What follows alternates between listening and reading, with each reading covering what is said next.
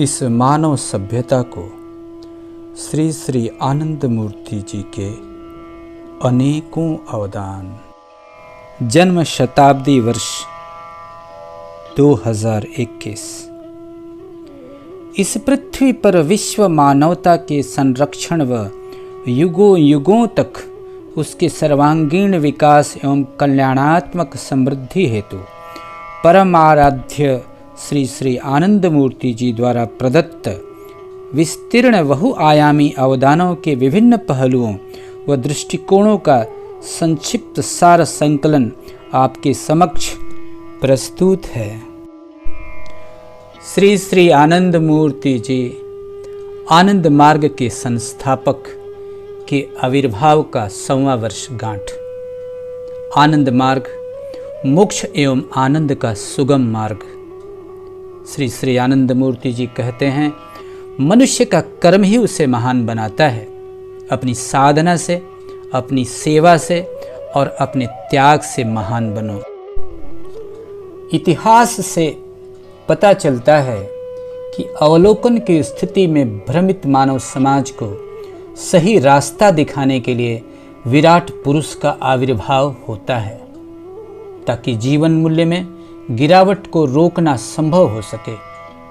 गौतम बुद्ध अंधविश्वास के पंख में फंसे मनुष्य को सही दिशा दिखाने एवं नैतिक मूल्यों को ऊपर उठाने के लिए आए थे। जब पश्चिम धार्मिक उत्पीड़न से पीड़ित था, तब यीशु मसीह उद्धारकर्ता के रूप में आए थे। श्री श्री आनंद मूर्ति जी का पृथ्वी पर आने का भी विशेष कारण है। आज के मनुष्य में तीव्र गति से विकास करने की प्रचुर संभावनाएं हैं, लेकिन समस्याओं से वह इतना घिरा है, इससे वह बाहर निकलने में सक्षम नहीं है। कारण उसकी जटिलता को वह समझ नहीं पा रहा है। उसको मार्गदर्शन की जरूरत है, ताकि वह समस्याओं से बाहर निकल सके। ऐसे समय में जब मानव सभ्यता नैतिक पतन की स्थिति में है, जब सामाजिक संस्थाएं निर्बल हो गई हैं, श्री PR सरकार, श्री श्री आनंद मूर्ति जी गर्मी के बाद मानसून वर्षा के रूप में सामाजिक पुनः निर्माण और आध्यात्मिक उत्थान के अपने व्यापक दर्शन की पेशकश की है। 1921 की बैसाखी पूर्णिमा इस ग्रह के लिए सबसे शुभ दिन था, जिसमें श्री श्री आनंद मूर्ति जी के आगमन को भी देखा। बिहार के जमालपुर की एक छोटी सी बस्ती में उनका जन्म हुआ था। प्यार से लोग उन्हें बाबा कहने लगे। 21 अक्टूबर 1990 को उन्होंने अपना भौतिक शरीर त्याग दिया। उन्होंने अपने साथ व्यापक विचारधारा और व्यवहारिक योजना के रूप में पीड़ित मानवता के दर्द और दुख को ठीक करने के लिए सुखदायक मरहम के रूप में 1955 में आनंद मार्ग मिशन की स्थापना की। पिछले 66 वर्षों में उनके मिशन ने तमाम योग केंद्रों एवं सेवा परियोजनाओं की विविधता से सामाजिक उत्थान के लिए 180 से अधिक देशों में अपनी शाखाएं खोली हैं। नए सोच की प्रचुरता। श्री PR सरकार ने मानव जीवन से जुड़े हर महत्वपूर्ण पक्षों पर मूलभूत सिद्धांत दिए हैं, जिन पर अगर शोध किया जाए और स्वीकारा जाए तो वे दुनिया की विज्ञान एवं भौतिकवाद के प्रति नजरिया को व्यापक रूप से प्रभावित करेंगे। अन्वेषण के नए नए आयाम खुलेंगे एवं सर्वात्मक विकास का पथ प्रशस्त होगा। उदाहरण के लिए, समाजशास्त्र में वर्ग संबंधी धारणा पर मार्क्स के साथ उनकी भिन्नता है। श्री PR सरकार ने मनुष्य को आर्थिक जीव और उत्पादन यंत्र नहीं माना है, उन्होंने उसे मन प्रधान जीव माना है। वर्ग संबंधी उनकी धारणा मानसिकता पर आधारित है। इतिहास में उन्होंने प्रस्तावित किया कि सामाजिक जीवन में बदलाव चक्रीय है।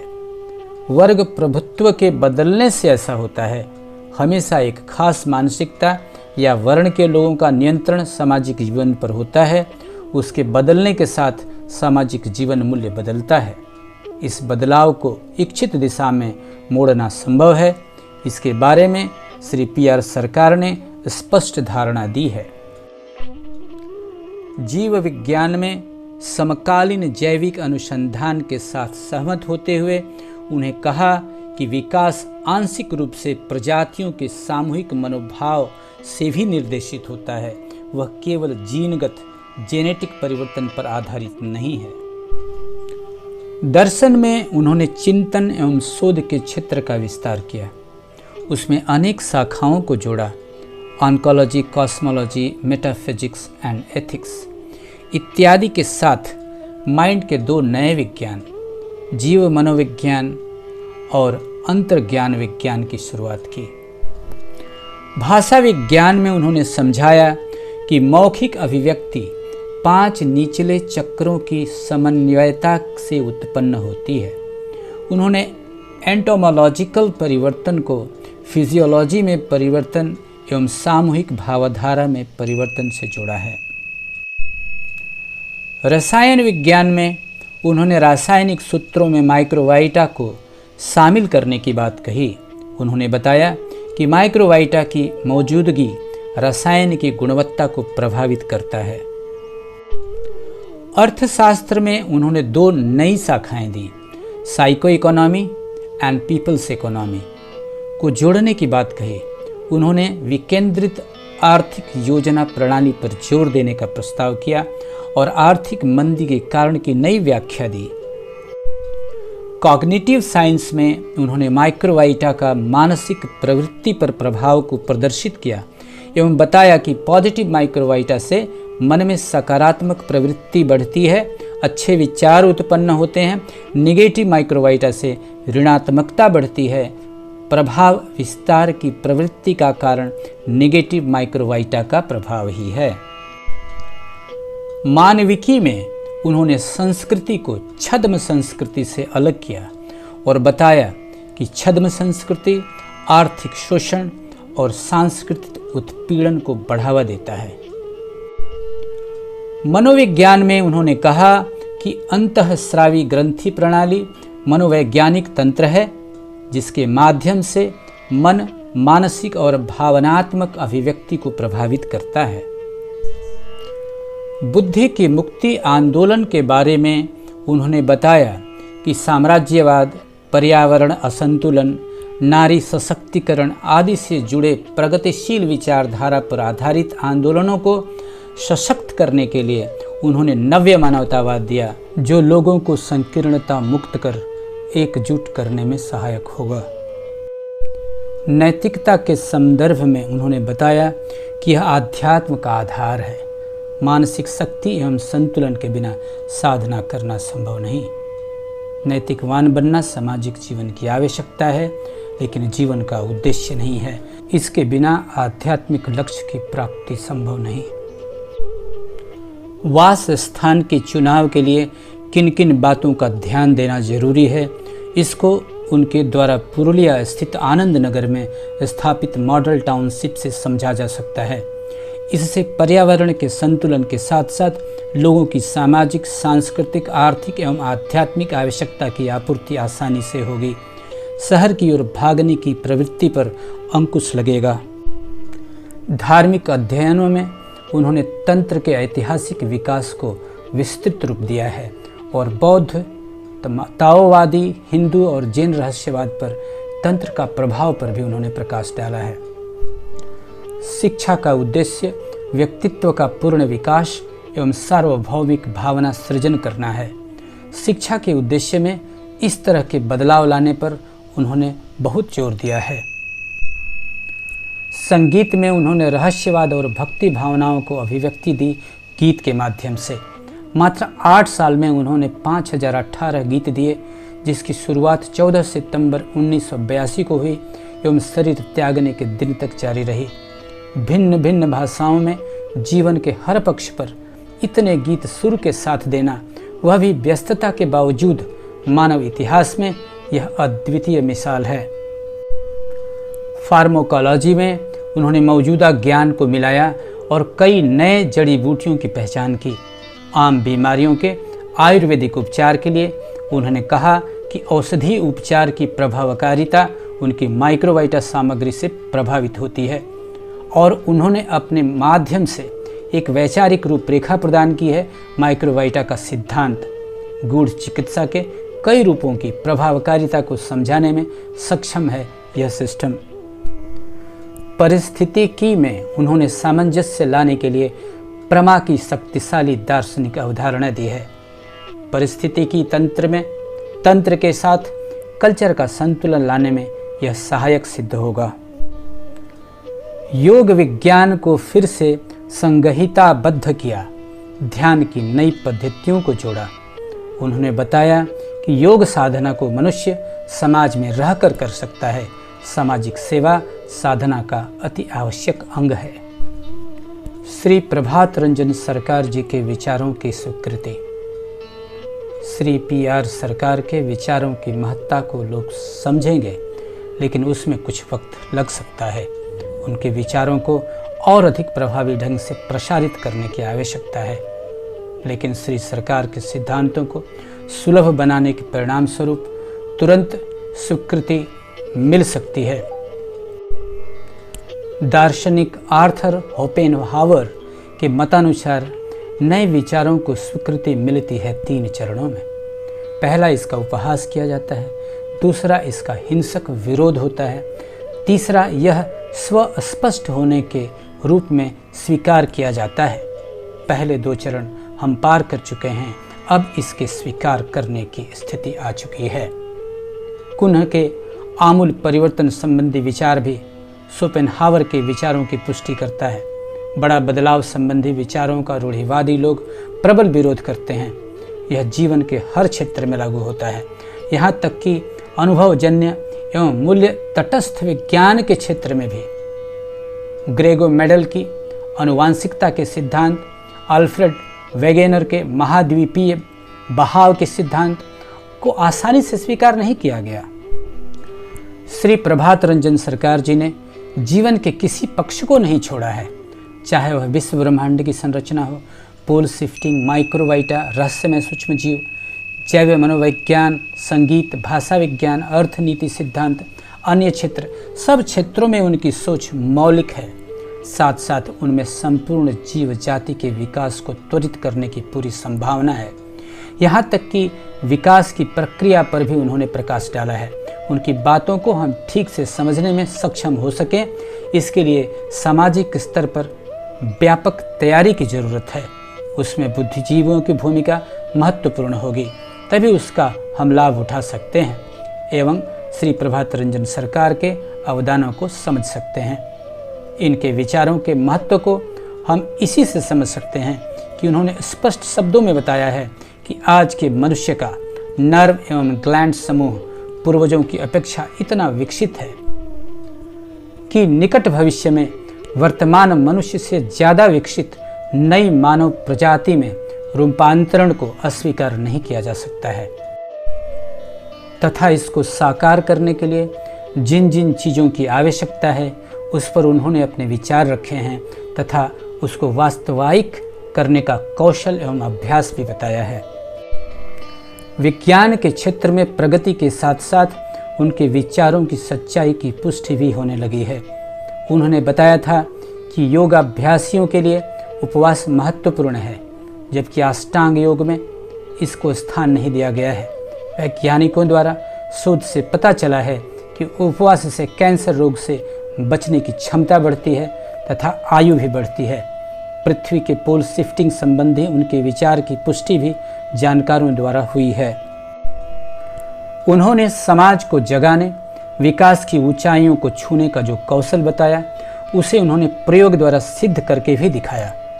उनके लिखे पुस्तकों एवं उनके दिए गए प्रवचनों के वीडियो एवं भिन्न भिन्न लोगों द्वारा उनके विचारों के ऊपर शोध से जो जानकारियां उपलब्ध हो रही हैं, उससे यह आशा किया जा सकता है कि जल्द ही लोग उनकी बातों को समझने में सक्षम होंगे एवं उज्जवल भविष्य बनाने की पुनीत कार्य में लग जाएंगे। श्री प्रभात रंजन सरकार जी कहते हैं, मैं चाहता हूँ कि हर किसी को जीवन की न्यूनतम आवश्यकताओं की गारंटी दी जानी चाहिए। हर व्यक्ति को अपनी मानसिक क्षमताओं के पूर्ण दोहन की गुंजाइश होनी चाहिए। हर व्यक्ति को पूर्ण सच्चाई प्राप्त करने का समान अवसर मिलना चाहिए और दुनिया के सभी गौरव और उपलब्धियों से संपन्न होना चाहिए। हर व्यक्ति को निरपेक्ष की ओर चलना चाहिए। इस आंदोलन के माध्यम से मनुष्य को जीवन के उद्देश्य और अर्थ के प्रति जागरूक किया जाना चाहिए। बाबा की महिमा।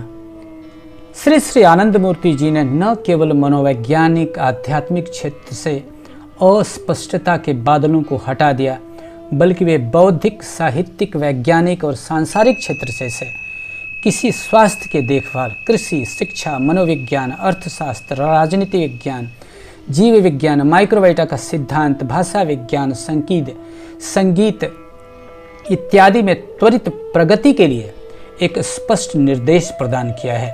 भाषा की समृद्धि के लिए वर्ण विज्ञान, वर्ण विचित्रा, शब्द चयनिका आदि पहलुओं पर विशेष प्रकाश डाला है, जो पुस्तक के रूप में उपलब्ध है।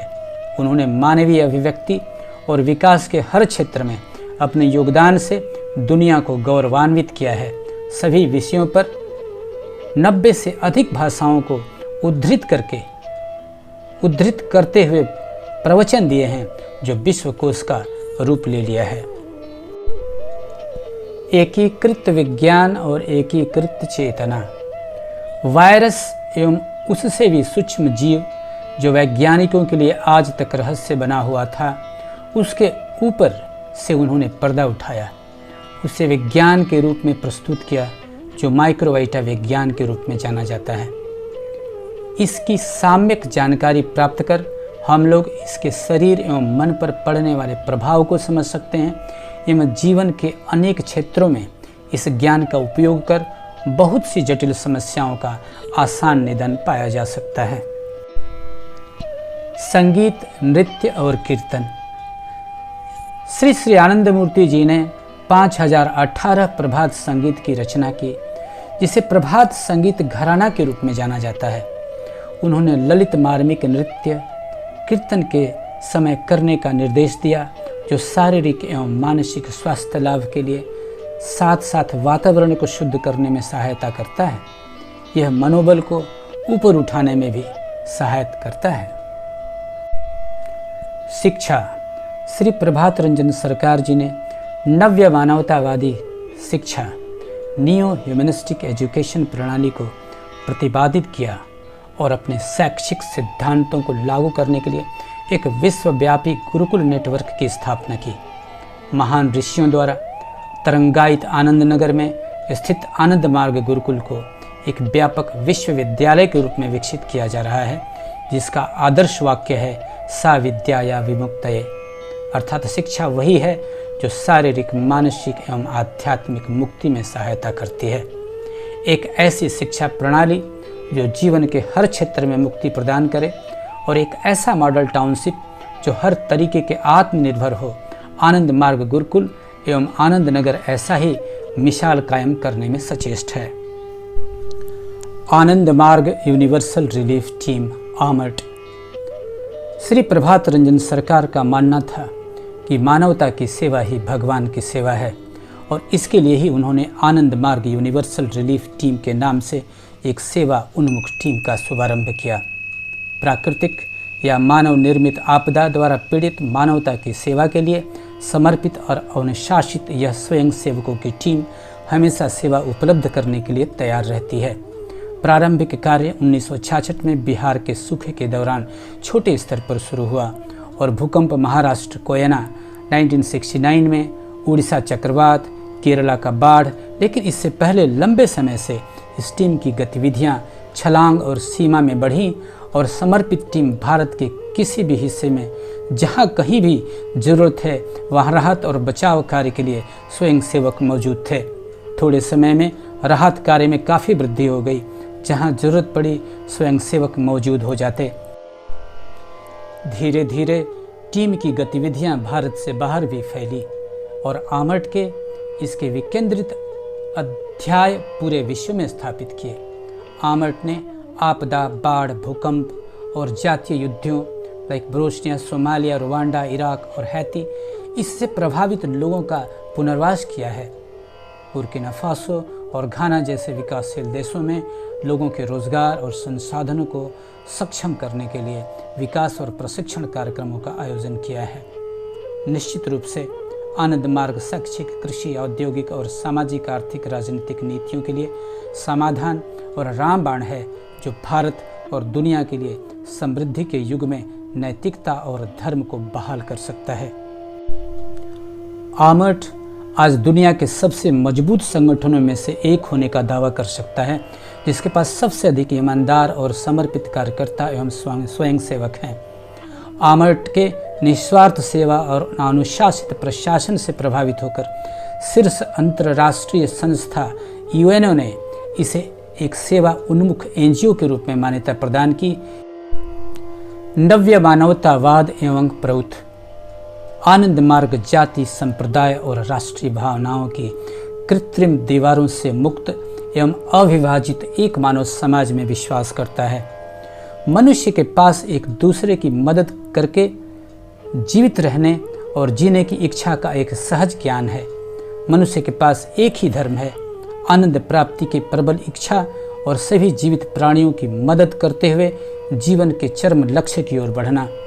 सामूहिक प्रयास द्वारा ही हम एक स्वस्थ मानव समाज का निर्माण कर सकते हैं। हम ऐसा कैसे कर सकते हैं? नव्य मानवता के सामाजिक दृष्टिकोण को अपनाकर और प्रौथ के सामाजिक आर्थिक बुनियादी ढांचों की स्थापना करके। प्रौथ का मतलब आर्थिक विकेंद्रीकरण और लोकतंत्र है।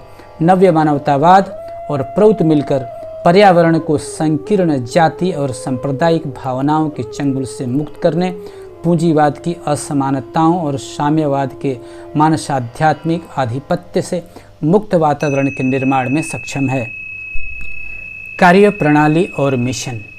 श्री श्री आनंद मूर्ति जी ने न केवल उभरती हुई नवजागरण की एक एकीकृत विचारधारा का प्रचार किया है, बल्कि इसको अमल में लाने के लिए कार्यप्रणाली और मिशन की भी स्थापना की है। एक विचारधारा की अपनी कार्यप्रणाली होनी चाहिए, अन्यथा यह एक सैद्धांतिक प्रस्ताव बन के रह जाएगा। उन्होंने अपने अनुयायियों के बीच ब्रह्मांडीय स्व के साथ एक होने के लिए सख्त नैतिक अनुशासन लागू किया है। नैतिकता थोपी गई नियमावली का एक सेट नहीं है, जिसे अनुयायी पूरी तरह से गलत तरीके से तोड़ सकते हैं। हम कानून की अवहेलना कर सकते हैं, लेकिन हम किसी एक खिड़की के बाहर कूदकर गुरुत्वाकर्षण के नियम को नहीं तोड़ सकते। मिशन परिवार के लोगों और सन्यासियों का एक सम्मिश्रण है। अभ्यास के संदर्भ में धारणा कभी भी दोनों के बीच भेदभाव नहीं करती। सर्वशक्तिमान को समर्पित कोई भी व्यक्ति साधना के सूक्ष्म पहलू को सीखकर सर्वोच्च आनंद का एहसास कर सकता है। यह उदात्त सुबह ने एक नए युग के लिए सार्वभौमिक पुनर्जागरण के एक नए प्रतिमान का प्रस्ताव, परियोजना और साकार करने का एक अनूठा और अभिनव उपक्रम है। श्री श्री आनंद मूर्ति जी कहते हैं, तुम लोगों का दर्शन पढ़कर लोग समझेंगे कि तुम लोगों का आदर्श कितना ऊंचा और संकीर्णता मुक्त है। मैं आशा करता हूं कि एक दिन तुम लोग संपूर्ण विश्व को एक उदार, सार्वभौम और सांप्रदायिक भावधाराओं में उद्बुद्ध करके विश्व भ्रातृत्व प्रतिष्ठित कर सकोगे। आइए श्री श्री आनंद मूर्ति जी के आविर्भाव की प्रथम शतवार्षिकी के उपलक्ष्य में इस आनंद पूर्णिमा 2021 के पावन अवसर पर सादर प्रसारित अनुरोध है। आप इसे छात्र छात्राओं, युवा युवतियों, बुद्धिजीवियों के बीच जन जन तक प्रसारित कर सभी लोग मिलकर एक नए समाज की रचना करें।